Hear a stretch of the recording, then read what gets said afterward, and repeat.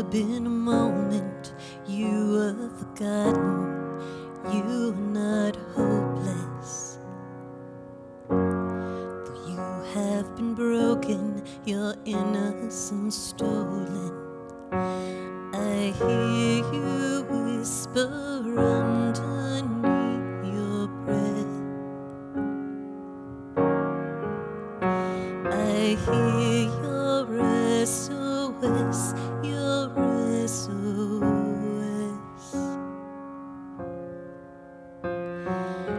I will send out an army to find you in the middle of the darkest night. It's true, I will rescue you.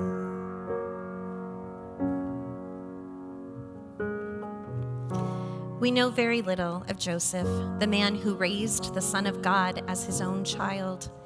We know only that even though he didn't necessarily understand the calling he was receiving, he opened his heart and answered with unwavering love, the very same kind of love God has for each of us. What a perfect choice for Jesus' earthly father.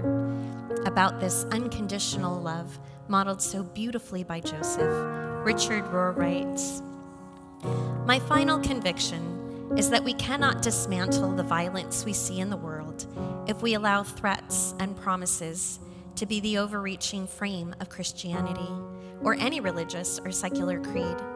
This dualism, the idea of an infinite God being caught up in naive reward and punishment worldview, must be undone by the deeper gospel of unconditional love and respect, or nothing will ever change.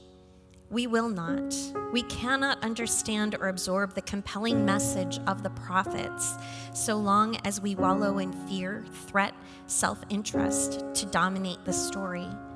Can a pious pro-lifer ever admit that war, capital punishment, and social justice are also pro-life issues? Can the political left ever recognize that its therapeutic bias, its individualism, its rejection of transcendence, its lack of support for the common good? Our small myopic agendas have nullified the triumphant work of grace for too long.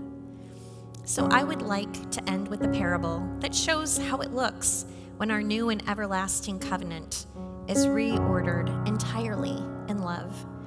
In my first years of preaching in the early 1970s, I often told a little story that was called The Angel with the Torch and the Pail. Just last week, an old friend reminded me that it had changed his life and his religion. He had never forgotten it, and he wondered if I still spoke of it in recent decades. I had not. So here it is again, short, unembellished, and directly to my point. An angel was walking down the streets of the world carrying a torch in one hand and a pail of water in the other.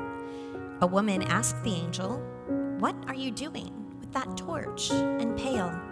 The angel said, "With the torch, I am burning down the mansions of heaven, and with the pail, I am putting out the fires of hell. This is the only way we will ever know who really loves God." Something must break us out of the reward-punishment frame. It is too small and too self-serving.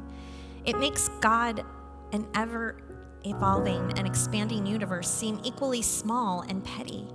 And it has already shown itself to create far too many small, petty, largely competitive, and happily vengeful humans.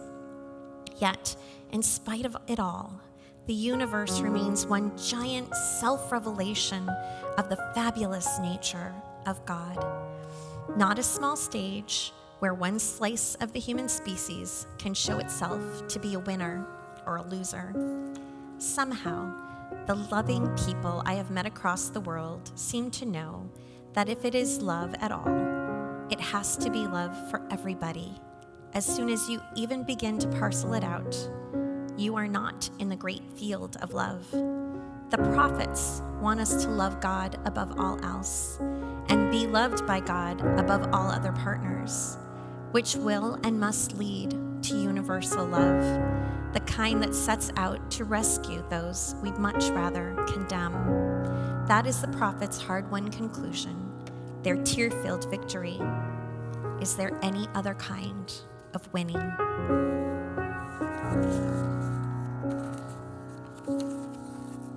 Today, as we pray, let us ask God to help us always respond in love, just like Joseph, even when we don't fully understand.